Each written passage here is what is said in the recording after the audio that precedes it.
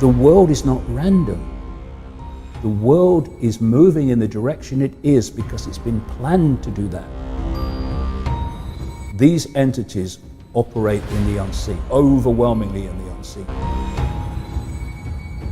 They want to control the information that people receive. One of the greatest forms of mind control, repetition, repetition, repetition. This is extremely dangerous to our democracy. This is extremely dangerous to our democracy. This is extremely dangerous to our democracy. This is extremely dangerous to our democracy. This is extremely dangerous to our democracy.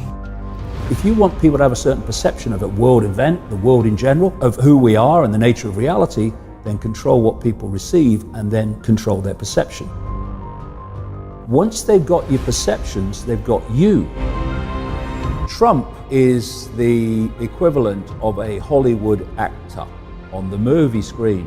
While we are focusing on this minutiae of Trump, anti-Trump, left, right, and all this nonsense that we get caught into, Silicon Valley is becoming the center of global control.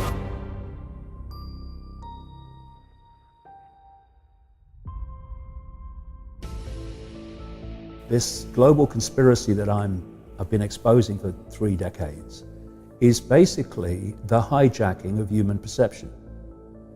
Because if there's a few of you, and compared with the target population of 7.5 billion, something like that now, the number of people in full knowledge of what they're doing is tiny.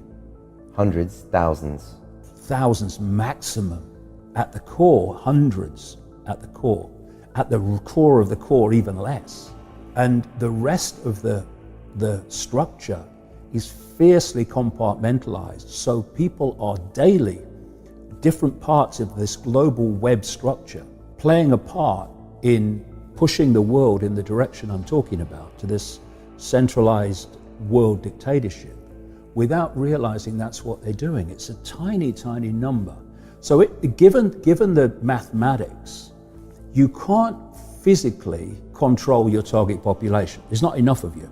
Yes, you can do it through people in uniform, which is manipulating the target population to police the target population, but you can't do it en masse. What you need to do is control the perceptions of the population, because perception is everything. Perception dictates what you believe, what you don't believe, what you'll challenge, what you won't challenge, what you'll accept, you won't accept, support, everything. Once they've got your perceptions, they've got you, and they've got your life, and they've got the collective perception, they have humanity. This is why they want to control the information that people receive and to marginalize alternative ways of looking at the world, because where do perceptions come from? They come from information received. It might be a personal experience, information, or it might be the 10 o'clock news. But with most people, it's going to be the 10 o'clock news, but it's information. So if you want people to have a certain perception of a world event, the world in general, of who we are and the nature of reality, then control what people receive, and then you'll control their perception. So when I look at the world, I see vast numbers of people who are perceptually programmed.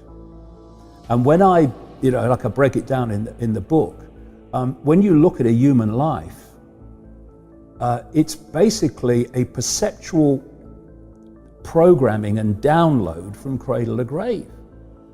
You come out of the womb and immediately you're influenced by your parents.